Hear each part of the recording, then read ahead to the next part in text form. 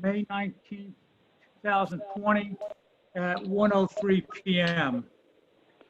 I'm going to call the roll of those who I think are on, and then I'll ask if anyone else is on. Ingrid Lamb, Yes. okay. Mike Listenbigler, Present. Sharon Hum, Present. Fred Sussman, Present. and then the town administrator, Holly Wall, is actually running the meeting, the Zoom part of the meeting. Holly, you're there? Yes. Okay. All right. Pledge of Allegiance. I pledge allegiance To to the flag the flag of of the United the States United of States of America America and to and the republic which for stands stands one one nation nation under under God, God, indivisible, indivisible, with with liberty and liberty justice and for justice for all. all. Okay. The agenda is on your screens. Hopefully Ingrid has it in hard copy. I the screen. Oh, okay. Oh, all right. Okay. The first item on the agenda is approval of the minutes of the March 11th, 2020 meeting. Is there any objection or corrections to those minutes? No. Hearing none, they're approved. The next item is consideration of process for reviewing disclosure forms in light of the fact that the commissioners are not together. And then the fourth item, D, is consideration of suggested changes in commission's rules of procedure, which I think we need to deal with together. Under the current rules of procedure, well, I'll read section 4, paragraph 3. On disclosure forms where there's no appearance of potential conflict of interest, missing information, or any other defect, the commission member signs as reviewer. Then approval of disclosure form shall be by a recorded vote of the commission. If all commissioners agree that the form is complete, then the form is deemed approved and the filer shall be so notified. What we did last year was each of us signed each of the disclosures that didn't appear to have any problems, but we were all in the same room together and we could just pass them along. I've sent out a proposed amendment to replace the language I just read, and it would just be, the commission will approve by a recorded vote of the commissioners any disclosure form which appears complete and discloses no apparent violation of the provisions of the conflict of interest article of the ethics ordinance. Any discussion of that? Any disagreement as to whether we should eliminate the signature requirement? I think in light of the current situation, that's fine, Phil. I think that's good. Ingrid? Yeah, it's not a big problem to me. Okay. Then we will vote on the proposed amendment, which I just read, and which was distributed to members of the commission a couple of days ago, or maybe just yesterday.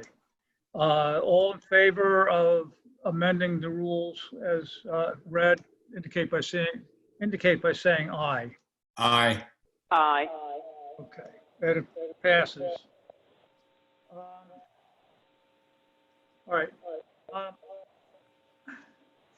My suggestion, and I'm sorry we've lost so much time because my illnesses. My suggestion is we have a two-step process. One, at the first meeting, which is today, we go through all the filings and note where the few places where there seems to be a failure to check a box on each form, or a failure to actually have it complete. And then informally, or what, formally, I guess, go to the filers and see if we can get that corrected as soon as possible. And then meet in a week or two where we can discuss any substantive problems. For example, if a disclosure form shows that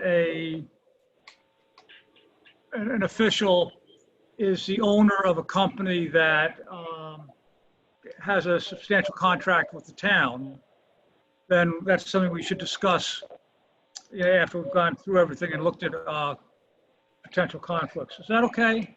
Or do you want to deal with everything today? No, that sounds good, Phil. Yeah, I agree. Okay. All right.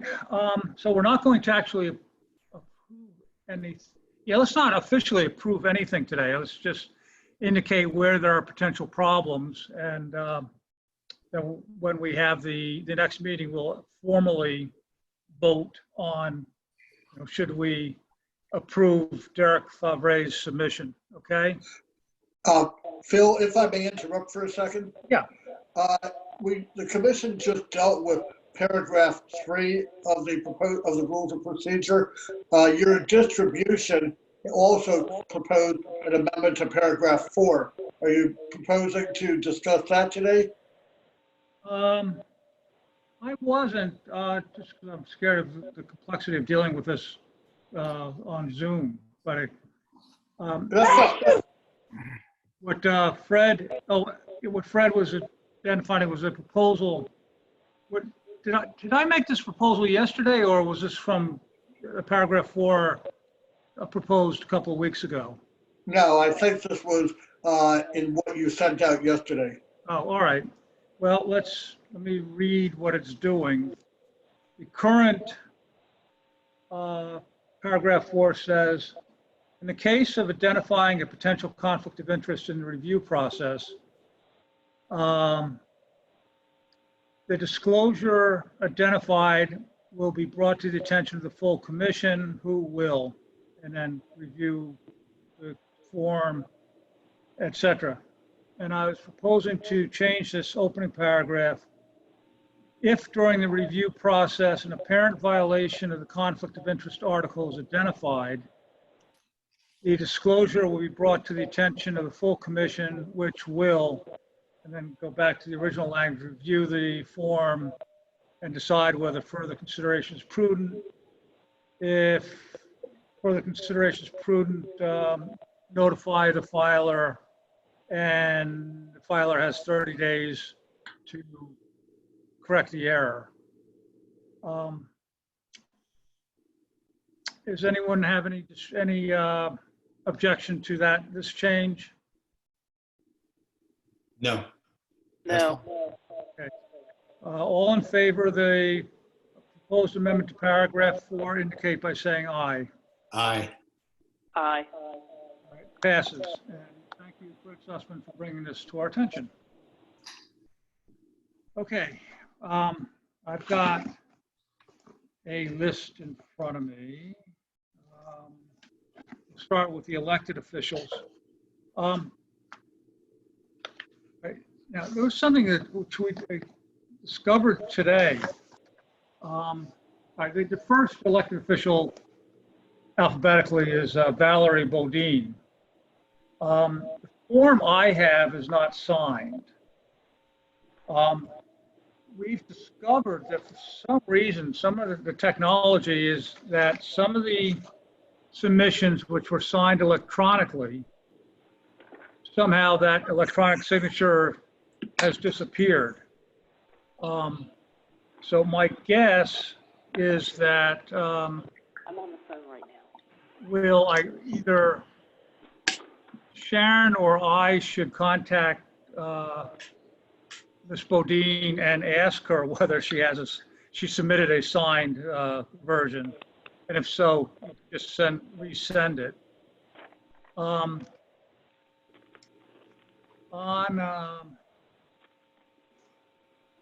her Form A, I'd like to just double check, and I did not, I checked this against last year's, but it doesn't show any co-owner of her real estate.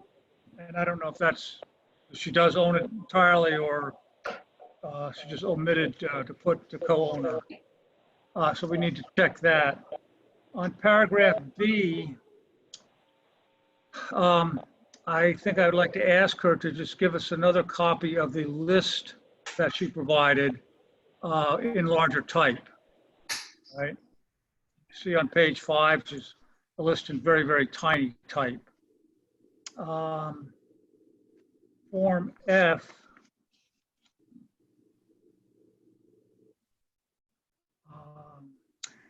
I think this will be one that we may have to substantively consider. My inclination is to substantively consider it and say we approve and there's no violation. But, she did check yes, that she solicited gifts to the End Hunger Dragon boat races. And there's at least one gift that was as large as $250. So I think we need to, that's something we want to discuss to maybe get more information from her before we say we approve the disclosure. Let's see, I see nothing on Derek Fabre or Lawrence Fink. The only, sorry about that. On Finks, there was Yes. something kind of weird with this home purchase. I don't know if he bought it once and sold it and then bought it again, but there were 2 purchase numbers. All right, hold on, thank you.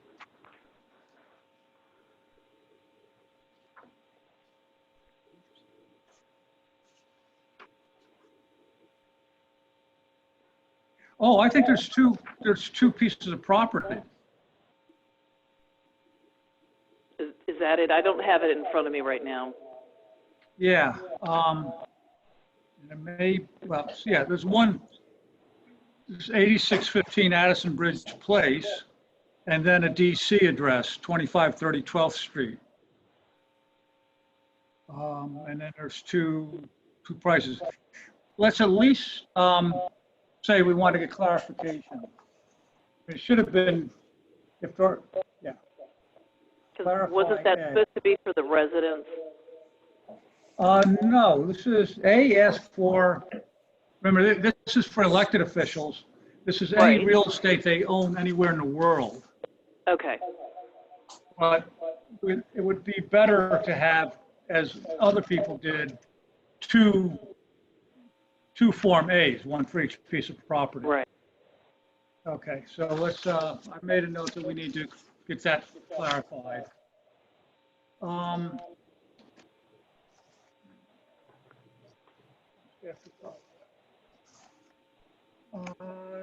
Jaworski.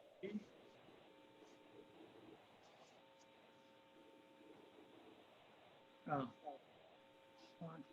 Form F, there's a list of gifts received.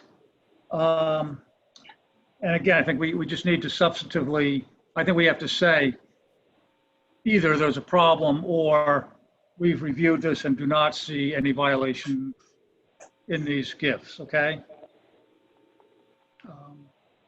So that's, again, maybe we should notify him that,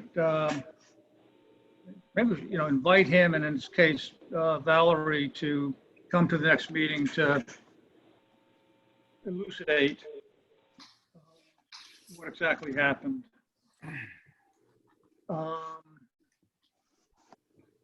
don't see anything missing in Mahoney's, and I don't see anything missing in Morris's. On Cardiac, again, I would just like to double check. He says there's no co-owner. I'm just, would double check that that's accurate. Does anyone else see anything? I don't even want to say questionable. We're not implying there's a substantive problem. Anything else they want to get clarified from the elected officials? No, nothing on the elected. Okay. Okay, going to the appointed. I see nothing missing in Jay Berry, Laura Blackwelder, Larry Brown, John Castro.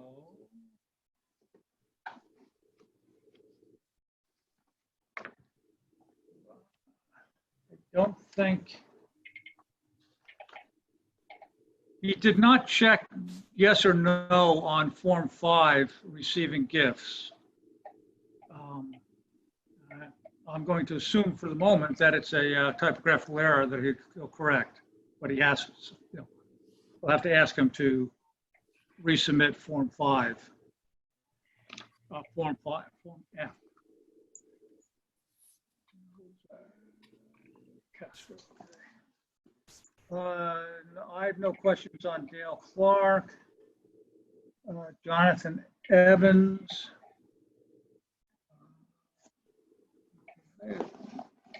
Question mark on Randy Getman. Oh, all right, Getman's another one where his signature doesn't appear on what we have, even though I suspect that what he submitted to us actually did have his signature. But I did see a separate page, Phil, where he signed it. Oh, you do? It was Oh, toward the back of his submission. you are absolutely, I see it now. Yes. Okay, so that takes care of that. Thank you. That's all right. Thank you.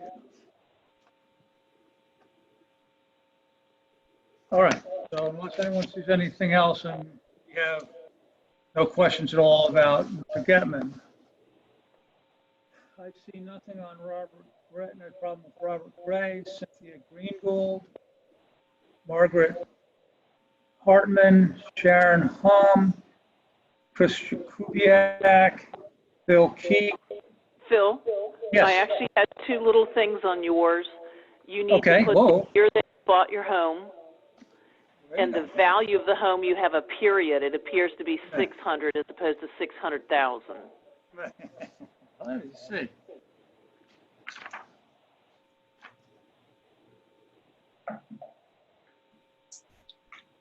Oh, I see. Yeah, you're right. Okay, I will make those corrections.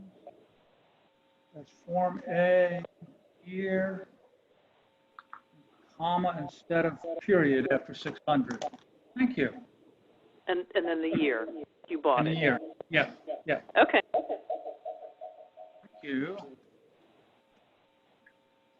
I mean, the period versus comma, I was just using the European practice. Excuse me, Phil, what was the year? Do you know? Nope, I have to ask my wife. Okay.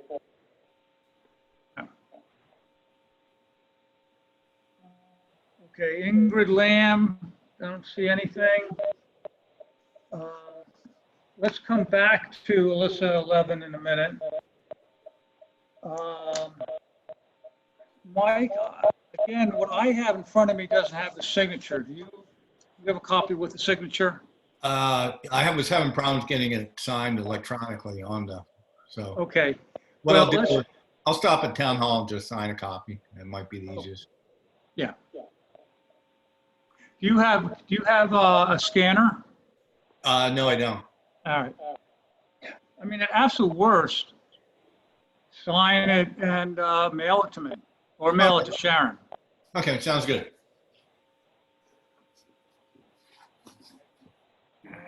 Con Hotel, no problem. Todd Pound. Dominic Soroka, no problem. Fred Sussman, no problem. Ellen Van Wagner. Actually, on Fred, he needs to answer B. Page Yeah, I 5. did. He did. Yeah. He Oh, you corrected did? that I did. an And I hour sent ago. it back to Phil. Okay, thanks. And thank you for noticing that, Ingrid, and I should have mentioned it. Marilyn Van Wagner, no questions. Holly Wall.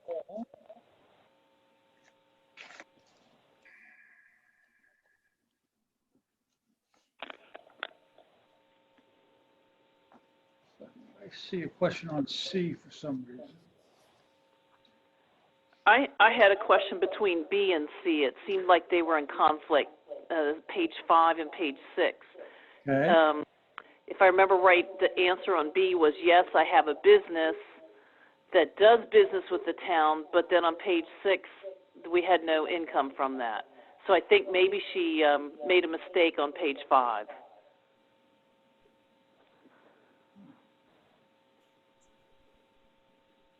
oh, Did you want me to answer that, or? yeah, Sure. yeah. I don't have the form in front of me. Could you repeat which one was the question? And again, I don't have the form in front of me. It's just some of my notes here. It was between pages 5 and 6, questions B and C. And I think the first question was, you know, do you have a business that does business with the town? And you answered And that would be yes. no. That, I think we I must answered have made a yes mistake. there. Okay.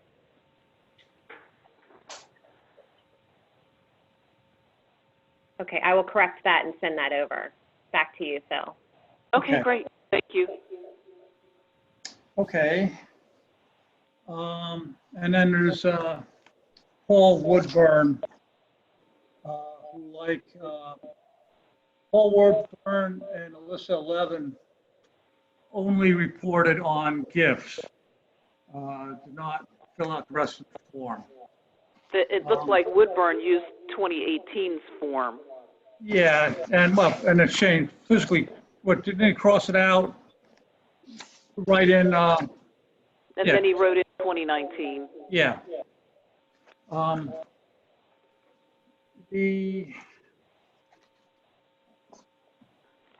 But we're gonna have to decide what to do.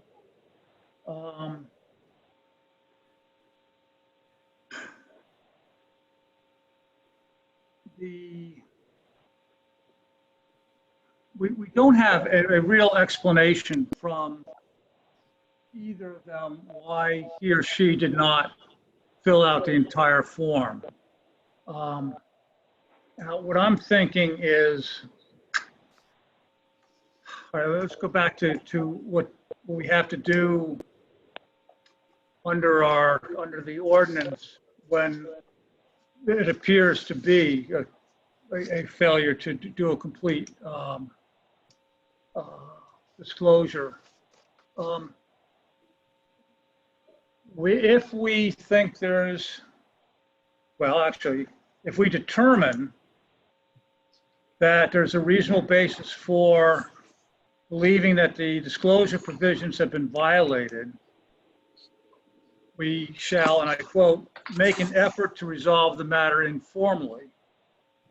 And then, if the efforts to resolve the matter informally are unsuccessful, the commission may petition the circuit court to enforce compliance and punish violations. So certainly the first step, and I suppose we take this step after our next meeting when we, formally decide whether disclosures are complete or not, would be for one of us to contact at least Ms. Levin and ask, what her rationale is. And then, she may have a convincing rationale, and at a following meeting will say her submission's acceptable, or we could decide at a future meeting that, no, she had an obligation to complete the full set of forms and she failed to do it. Now, let me add one more thing, or one thing. And this goes back to when we were discussing what is now the current ordinance.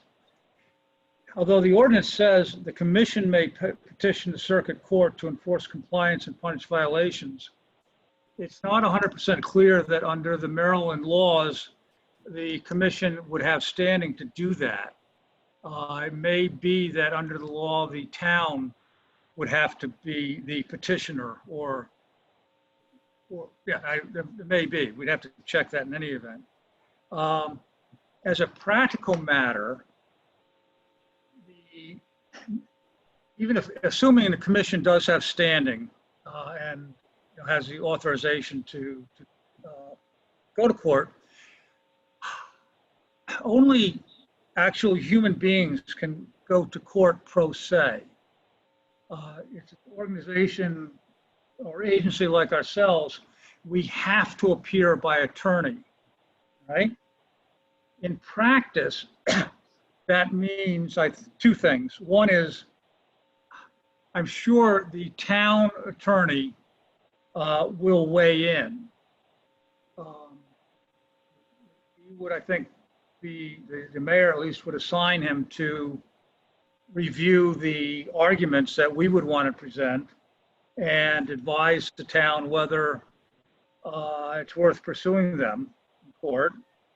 And in any event, well,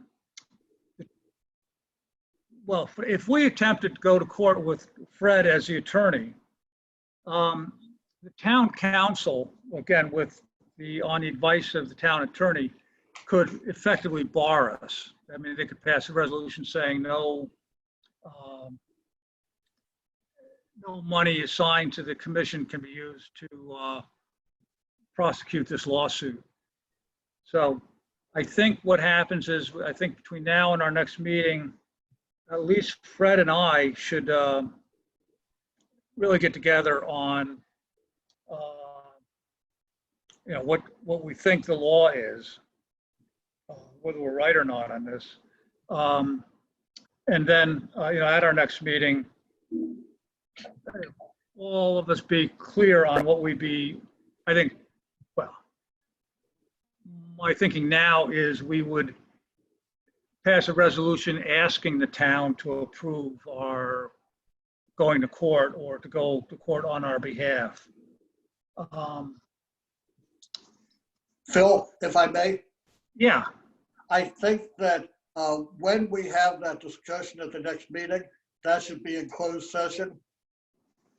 So assuming we're still operating remotely, staff will have to, provide for two sets of entries, one for the regular session and then one for a closed session at which members of the public could not participate or hear or see.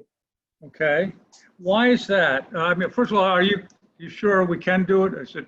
Was one of Sure. the, is that an exception to the? Sure, because first of all, you'll be consulting with counsel to obtain legal advice about the rights of the commission. I mean, that's primarily, what it is. Okay, all right. So, and let me make one other observation with respect to her, with Ms. Levan, and that is that she's in a little bit different situation because as a former appointee, and Mr. Woodburn falls in the same category, not only was there an obligation to file a disclosure for last year as an appointee, but once they departed the town's employment, there was a separate obligation to file a disclosure for the prior year and for the portion of the year in which they left the employment. So, okay. So that's an entirely different filing obligation. Okay, so, and clear, now all right, that's, let's get into this. Yeah, so we don't know what her objection is, whether it's constitutional or it's just an interpretation of the ordinance or what. But clearly, when she left, she had to, according to the words of the ordinance, she had to file two pieces of paper, or two sets, one for 2019 and the other for the part of 2020, preceding her leaving. we never informed her of the latter. And I think, retrospectively, we ought to do that. We send her a letter saying, and by the way, and we should obviously waive any late fees, because we didn't inform her when she left that she had to file with respect to part of 2020. And we also, I don't know what to do with this. Stuart Cumbo left office in 2019. Correct. Holly, when he left, we were supposed to tell him that he had to submit a form for the portion of 2019 that he was on the town council. We didn't inform him. And I think we ought to send him a note, ask him to do that now. Again, with the understanding that we're not going to hit him with late fees. And not only is it not late fees, Phil, but also, they're all well beyond the 60-day period, I think, for filing after departure. So the commission would have to perhaps establish a different filing time, maybe 60 days from the date of notice. Okay. All right.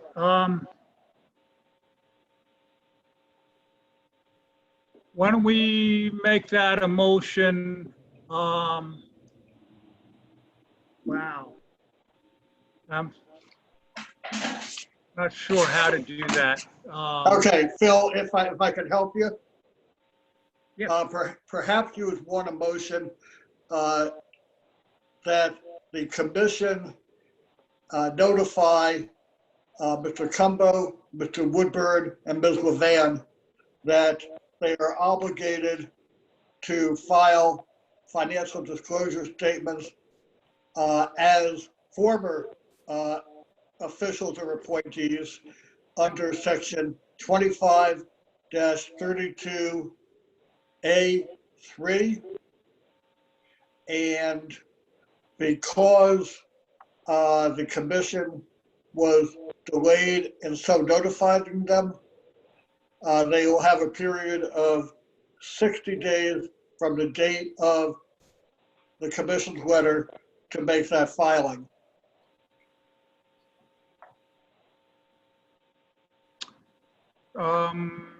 Anyone have any?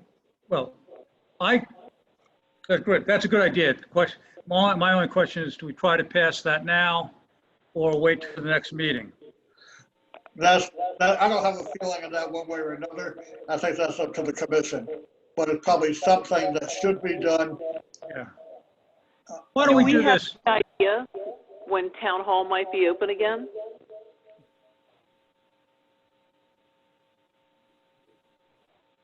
Holly's off the call, but away from her chair, so to speak. But there's no talk of when town hall is going to open up again. Oh, there she is. There she is. Holly, do you have any idea when town hall might be open again? I don't.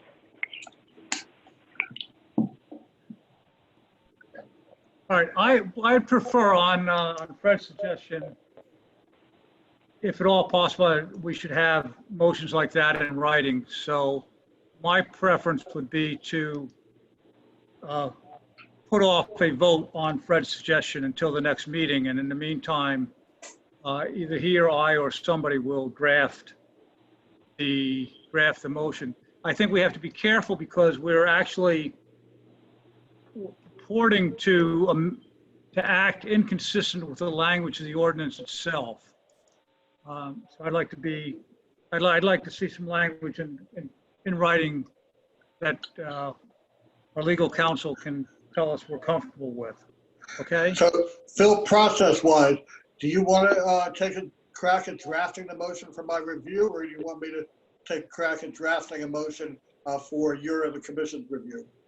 Yeah, I'll do the original draft. Okay. And that, okay? Yep. Okay.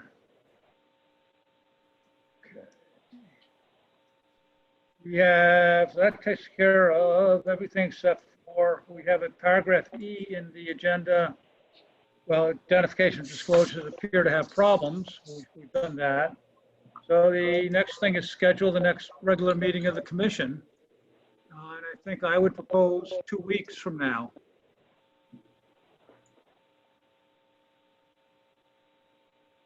What day is that? It'll be a Tuesday. Does anyone have a calendar? June 2nd?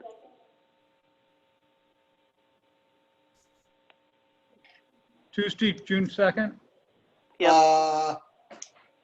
Depending upon the status of government building openings, I may be up in Aberdeen then. So can we choose a different day that week? Yeah, 3rd? That's okay with me. That sounds good with me. That's fine. Okay. At 1 o'clock, Phil? Yeah, 1 o'clock. And we're assuming it'll be Zoom. And I, for one, will be more comfortable the next meeting than I am now.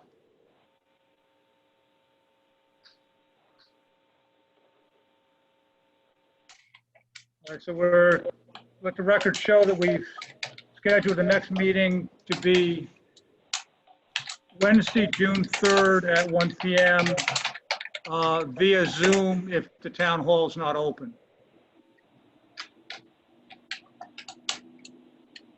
Okay. Next item on the agenda is comments by commissioners and members of the public.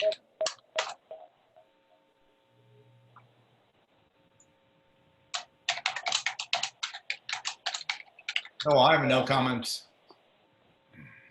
None. Okay, and I'm not hearing anything from the public. So the last item on the agenda is adjournment. All in favor of adjourning indicate by saying aye. Aye. Aye. The ayes have it. We are adjourned as of 1:40 PM on May 19th, 2020. Thank everybody. I thank everybody, and especially Holly and Sharon for setting this up.